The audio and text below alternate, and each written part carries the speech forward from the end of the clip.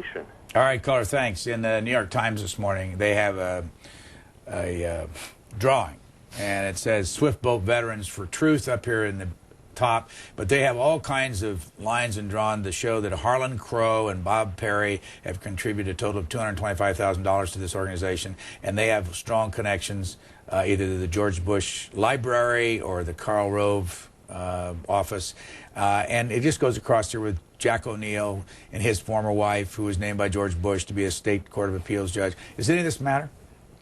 I thought it was, I mean, I just chuckled when I looked at the chart. It looks like a spoof of something, and, you know, using these kinds of connections, you could connect me to Bill Clinton. You know, my husband is a Rhodes Scholar, and he went to school at the same time another Rhodes Scholar did that was ended up being a speechwriter for Clinton. And, you know, you could draw all the arrows in the world, and I think it's just completely ridiculous. In my opinion about how this campaign was orchestrated and whether or not it was ordered from the top down or whether or not high-level officials like Karl Rove presided over it, is that I think that is complete nonsense, and I don't think that President Bush could have organized it if he wanted to. Michelle Malkin, you go to Fort Myers, Florida. You're on the air.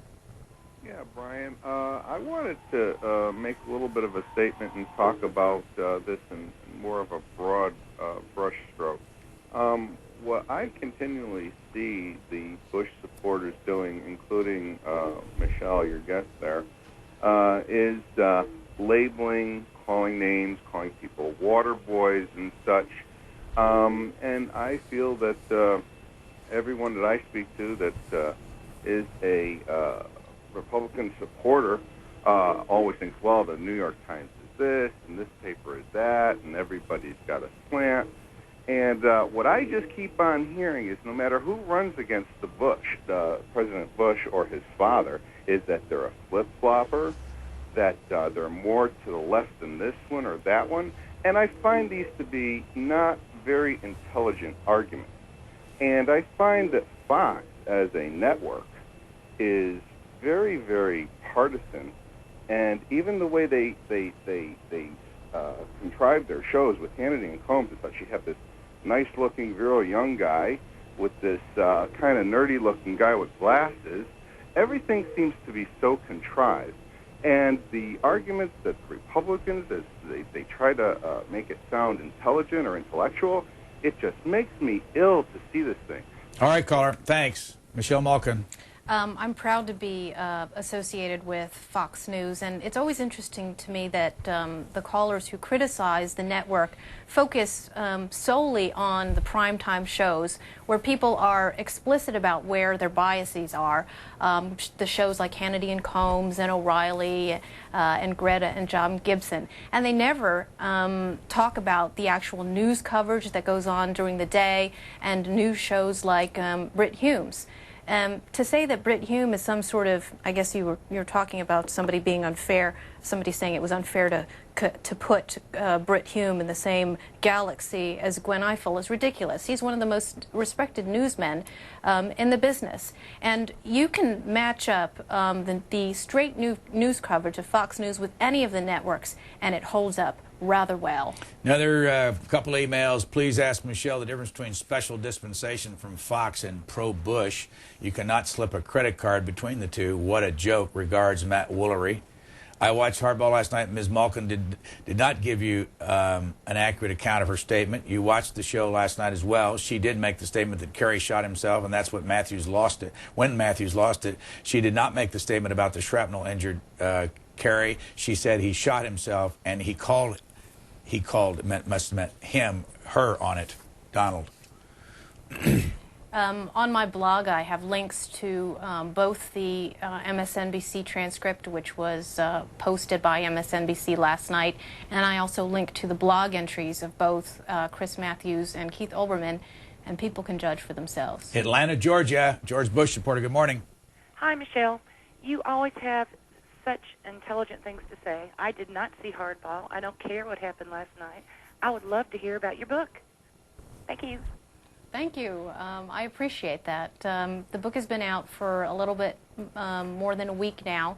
I've been to Seattle and New York and Los Angeles to talk about the book.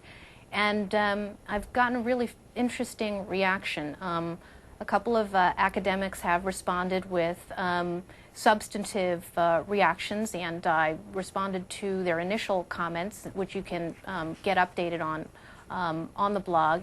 And I'll be responding to them further in another post, hopefully, which will be up over the weekend.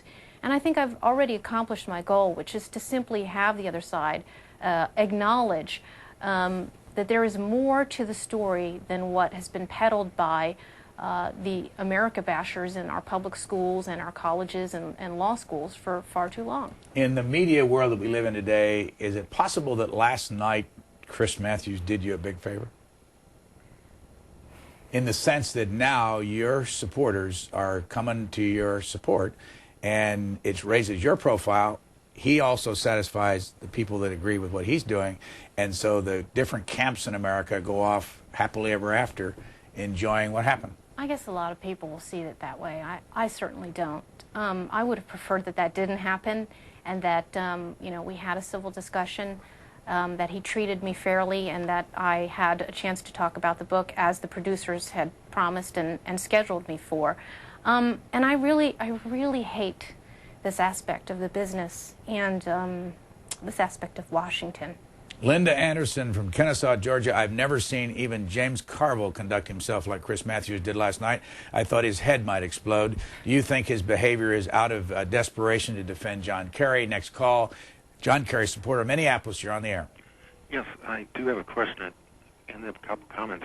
Mr. Lamb, on your comment as to whether it pays off, I cannot watch Hannity. I've written Fox News an email about Mr. O'Reilly's interruption, and the email I got back, which I can forward, is O'Reilly is the most popular show in prime time. So that's their defense of that. Second, the guest just mentioned during the day.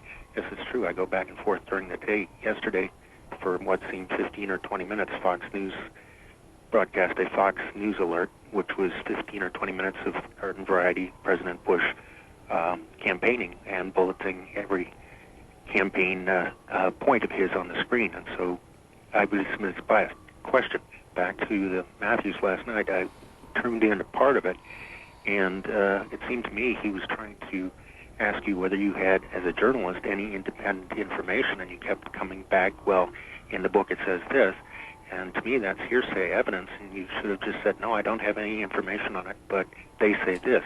Do you have any independent information as a journalist on these points, or shouldn't you have just said, no, I don't, rather than repeating hearsay? I was there as a journalist to talk about and analyze and discuss allegations that were made by these veterans in their book. And so I think it's perfectly reasonable to refer to the book when discussing these allegations. And if anybody was irresponsible, it was Chris Matthews for having, I don't know how many shows he's had now, talking about these allegations without having cracked open the covers of the book himself.